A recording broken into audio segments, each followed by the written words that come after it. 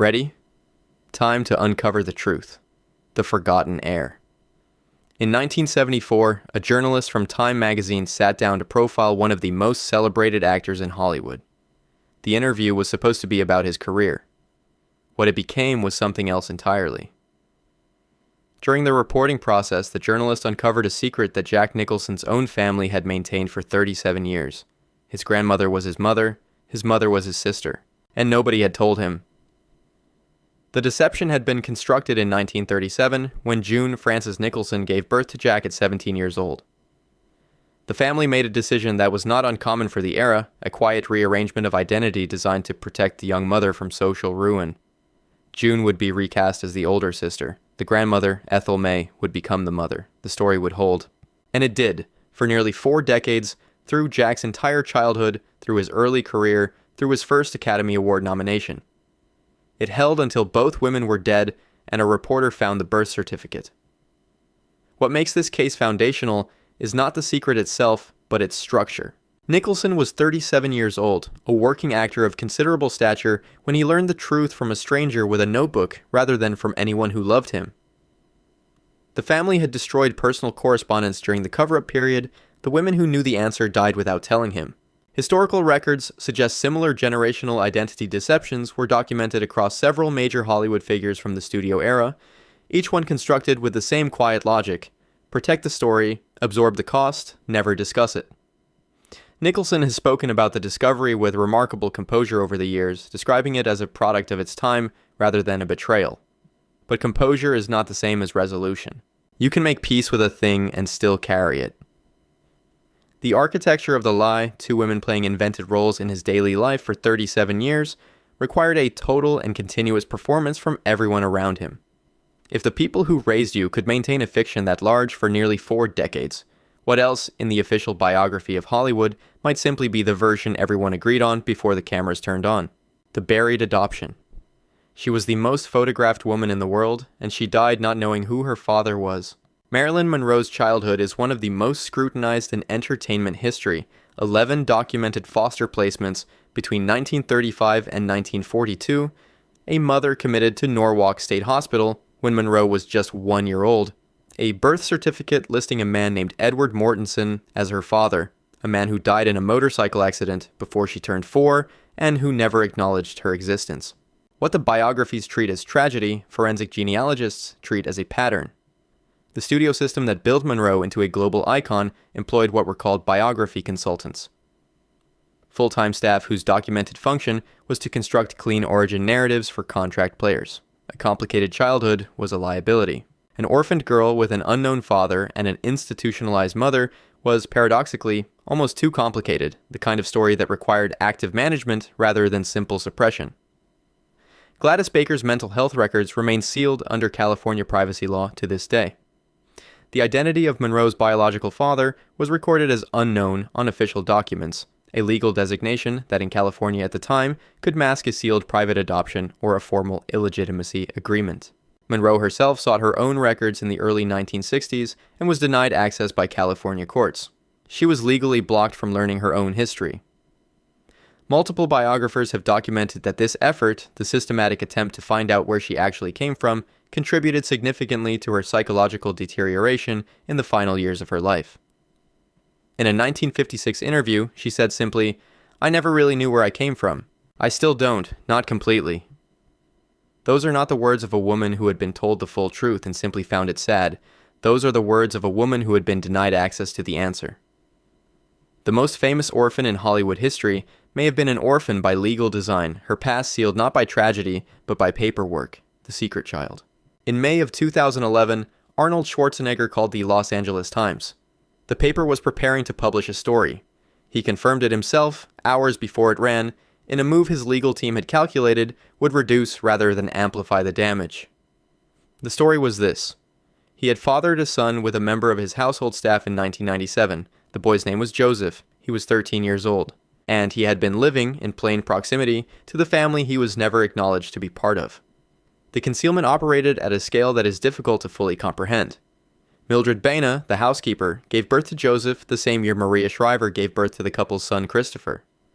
Both children grew up in overlapping social worlds. Mildred's husband, Rogelio Baena, was listed on Joseph's birth certificate and believed for years that he was the boy's biological father. The secret ran from 1997 to 2011, a span of 13 years, through Schwarzenegger's 2 terms as governor of California, through family vacations, through household events that Mildred attended in her professional capacity, through the full arc of Joseph's childhood. What the initial coverage rarely examined was the operational complexity of what had been maintained. The concealment required continuous, active participation from multiple adults across more than a decade. It was not a passive omission. It was a performance sustained in real time, inside a household where Maria Shriver also lived and worked. Joseph Baena's physical resemblance to Schwarzenegger was, by multiple accounts, something that people in the household had privately registered for years. They did not speak of it. The architecture of the secret held not because no one suspected, but because the social cost of saying so was prohibitive. California law at the time offered significant legal protections around paternity claims, which analysts suggest contributed to the duration of the concealment. The couple had privately separated before the disclosure became public. If a secret of that scale can survive 13 years inside a single household with multiple witnesses and no legal compulsion to speak, what does that tell us about the larger, better resourced secrets that never reached a journalist's desk? The hidden parent. In 1989, Gary Coleman filed suit against his adoptive parents, W.G. and Edmonia Coleman, for the misappropriation of approximately $18 million he had earned as a child star. The lawsuit was supposed to be about money. What the proceedings revealed was something more structural.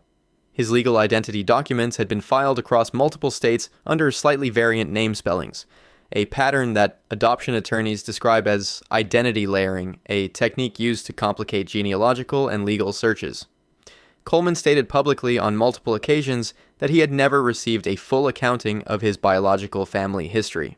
His parents had controlled every aspect of his legal identity from childhood. The child star occupies a uniquely vulnerable position in Hollywood's secrecy ecosystem. Their identities are managed by adults with financial interests in maintaining a particular public narrative. The laws designed to protect children, including California's sealed adoption statutes, effectively prevented adult stars from accessing their own origin records without a court order. In California, adoption records from before 1984 are automatically sealed. That legal architecture, designed to shield children from stigma, doubled as a tool that could prevent them from ever learning the truth, even as grown adults. Coleman's case was not exceptional. It was representative. Multiple child stars of the 1960s through the 1980s have documented gaps or inconsistencies in their official birth and adoption records. The financial exploitation and the identity suppression were, in many cases, the same operation. Control the records, control the narrative, control the money. The legal structures that were supposed to protect the child became the infrastructure through which the child's own history was managed by others. What is rarely discussed is the psychological consequence of being a public figure with no verified private origin. Coleman spent much of his adult life in a posture of legal combat against the people who were supposed to have cared for him, fighting for records that the law itself had placed out of his reach. The law that was supposed to protect them became the lock on the door they were never allowed to open, the family scandal. In 1935, Loretta Young became pregnant during the filming of The Call of the Wild. The father was Clark Gable. Neither of them was in a position to acknowledge this publicly. Gable was married. Young was a devout Catholic with a carefully managed public image. The studio had interests in both of them that dwarfed any individual calculation about truth or consequence, so the machinery engaged. Young disappeared from public view, gave birth to a daughter named Judy, and then publicly adopted her own biological child, presenting the adoption as an act of charity. Judy Lewis grew up not knowing that Clark Gable was her father. She grew up not knowing that Loretta Young was her biological mother in any meaningful sense beyond the legal one. She found out as an adult. She confirmed it publicly in her 1994 memoir, Uncommon Knowledge, nearly 60 years after she was born. MGM maintained what insiders called a fixer operation during the golden age of the studio system, a full-time team of private investigators and legal operatives whose documented activities included paying off blackmailers, destroying inconvenient evidence, relocating relatives who posed a risk to contract players, and constructing alternative biographical narratives for public consumption. Film historian E.J. Fleming, in his 2005 study of the system, conservatively estimated that more than 40 major personal scandals were suppressed between 1930 and 1955. The morality clause, a standard contract provision from 1922 onward, gave studios the legal right to terminate any player whose private life became publicly problematic, which created a powerful institutional incentive to ensure that private lives never became public. Clark Gable knew Judy Lewis was his daughter. He attended the same Hollywood social events she did, through her childhood and into her adulthood. By all accounts, the two never spoke of it in any private correspondence that has survived. The silence was total, sustained, and mutual, not because neither of them knew, but because both of them had absorbed the lesson completely. When the most powerful entertainment machine in human history decided a secret needed to stay buried, how many of those secrets are still buried right now, listed in the official biographies we still call history, the forbidden relation? In 2009, Mackenzie Phillips published a memoir titled High on Arrival.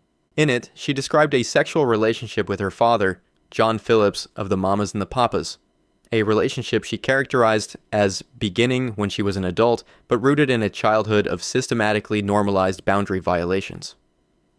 John Phillips had died in 2001, 8 years before the disclosure, placing him beyond any legal accountability. The response from his estate and from other family members was immediate. A legal challenge was filed against publication. A public denial was issued by his daughter Bijou Phillips. Bijou later partially walked back that denial in a 2013 interview. The memoir was published. The disclosure entered the record, and still nothing happened. The mechanism of suppression in cases like this one is not primarily legal, it is social. Hollywood does not need lawyers and NDAs to keep a secret when the professional cost of speaking is total career destruction. The industry runs on relationships, on access, on the quiet consensus of people who all understand that certain knowledge does not leave the room. That consensus is self-enforcing. You do not need to threaten someone if they already know what happens to people who speak. The Phillips case is the only fully confirmed, publicly documented case of sexual abuse within a Hollywood dynasty family to have entered the public record during the lifetimes of most people watching this. Psychiatric research on high-profile households suggests that the average disclosure, lag time in entertainment industry families is roughly twice that of the general population. The reasons are not mysterious. Financial stakes, estate protection, brand management, and the sheer social architecture of an industry that rewards loyalty and punishes transparency all work in the same direction, which is silence. The most disturbing truth about the Phillips case is not what it contains, it is what it represents. It surfaced after decades. It was met with legal resistance. It resulted in no criminal consequence. Whatever is still buried is buried in a system that has had far more time to perfect the burial. The DNA cover-up. In 1978, Steve Jobs was presented with the results of an HLA blood typing test that indicated biological paternity of a daughter named Lisa. He dismissed the test publicly as scientifically inconclusive. In 1980, a court ordered a definitive paternity test. The results confirmed what the first test had suggested. Jobs continued to deny the finding psychologically and financially for years after the legal question was resolved, while his daughter Lisa was placed on public welfare. Lisa Brennan Jobs published her memoir, Small Fry, in 2018. In it, she documents that the emotional architecture of denial outlasted the legal denial by decades, that Jobs maintained patterns of distance and withholding well into her adulthood, long after the courts had settled the question of who she was. What Jobs' case established was a template. Deny the test, challenge the science, delay the legal resolution, and even after the verdict comes in, continue the psychological denial as long as institutionally possible. For decades, that template worked because the evidence required a living, cooperating witness. A blood test could be contested. A legal finding could be complicated. The story could be managed. Consumer DNA testing changed the equation completely. Since 2015, services like Ancestry DNA and 23andMe have generated a growing number of documented cases in which individuals discovered biological connections to deceased Hollywood figures that directly contradicted official estate records.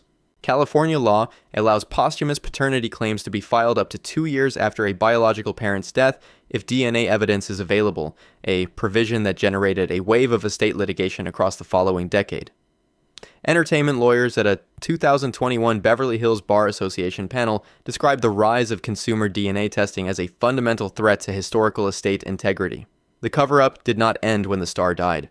It transferred to the estate, and the estate did not anticipate a world in which a biological child could simply mail a saliva sample and wait. Every major Hollywood estate that has existed for more than 30 years is now, statistically, one consumer DNA test away from a family tree that looks nothing like the official version. How many of those tests have already been run, and how many results are currently sitting sealed in a California probate court? The incest cover-up. There is a memo in the MGM archive dated 1941. The subject line reads, Family matter, complete suppression required. The star it referenced was one of the studio's 5 highest earners that year. The nature of the matter was never entered into any surviving record.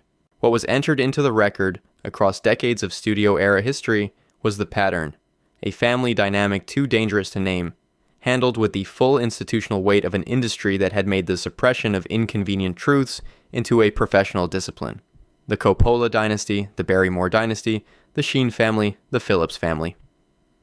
Hollywood's great creative lineages are also, in many cases, its most thoroughly documented sites of suppressed family pathology.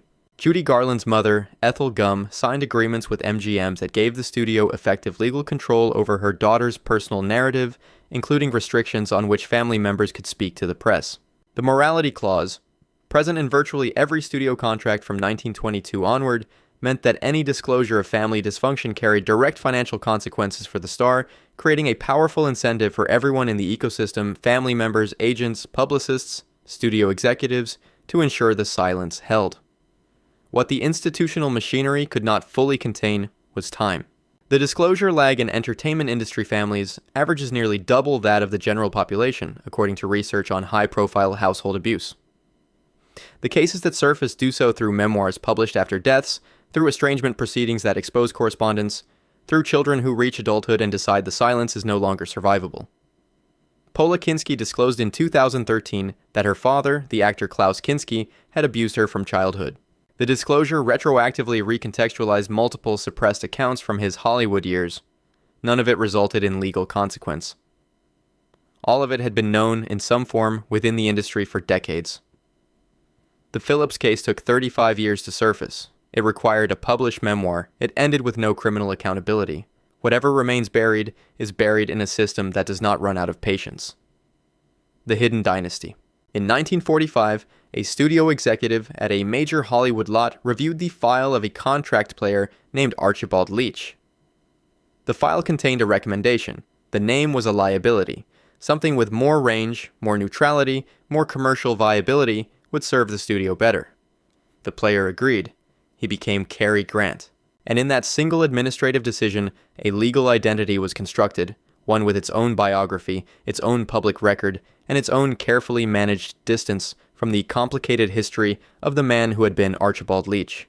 This was not unusual. It was procedure. The name change, used across the studio era as a routine tool of brand construction, did something more consequential than most people register. It created 2 legal persons. The original identity, with its inconvenient relatives, its sealed records, its suppressed connections, its immigration history, its class origins, ceased to exist in the official record. The new identity had clean lines. The Sheen family carries this in its foundation. Martin Sheen was born Ramon Antonio Gerardo Estevez, and the name change that built his career also built a legal bifurcation that generated estate complications for his children. Nicolas Cage legally changed his name specifically to avoid nepotism, accusations attached to the Coppola dynasty, but the name change also separated him from the family's estate structure in ways that became relevant later. The Barrymore dynasty's official family tree, according to probate researchers who reviewed the records in the 1990s, omits at least 2 biological children born to John Barrymore during his 1920s social circle. Kirk Douglas, born Isser Danielovich, built a dynasty under a name that was a legal construction, and the Kirk Douglas estate proceedings of 2020 had to navigate the complicated relationship between the man who existed on the birth certificate and the legal identity that had accumulated the wealth. When a family's entire identity is a legal construction, names changed, records sealed, relatives quietly relocated, at what point does the dynasty you have been celebrating stop being a family and start being a story someone decided to tell? The disappeared relative. In 1915, an 11-year-old boy from Bristol, England named Archibald Leach, was told that his mother had died. He believed this for 20 years. He built a life around it, crossed an ocean, remade himself, became one of the most recognizable faces in the history of cinema. In 1935, during a trip back to Bristol, someone told him the truth. His mother, Elsie Leach, had not died. She had been committed to a psychiatric institution when he was 11 years old. She was alive. She had been alive the entire time. He was 31 years old. Cary Grant quietly arranged for his mother's release and her ongoing care. He quietly integrated her into his private life. He did not speak publicly about what had been done to him or to her for decades. In 1981, 1 year before her death, he gave a single interview about it. In that interview, he said, she had been placed, not committed, not hidden, placed. As though she were an object that had been set somewhere inconvenient and simply not retrieved. That single word contains the entire architecture of what had been done. Not a crime, not a confession, just a quiet administrative decision made by adults who had decided that her existence was commercially inconvenient to the persona they were constructing around her son. The disappeared relative is the oldest and most specific category of Hollywood secret because it is the only one that does not protect the star. Every other secret in this list exists to shield the person at the center from public consequence. This one was kept from the person at the center.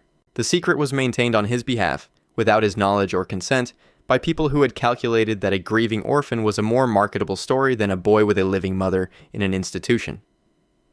And when he found out, the first thing he did was make it a secret himself, because by then, he understood the rules. The disappeared relative pattern appears across the documented histories of more than a dozen major Hollywood figures across 3 generations. In every confirmed case, the discovery came not through the star's disclosure, but through external pressure. A journalist, a DNA test, a deathbed confession, a memoir written after the principal figures were safely dead. The system did not just bury the secret.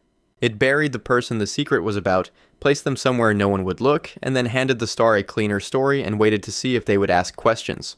They rarely did, not because they weren't curious, because they had learned what happened to the story when they started asking. The pattern running through every item in this list is not coincidence, and it is not the product of individual moral failure. It is infrastructure.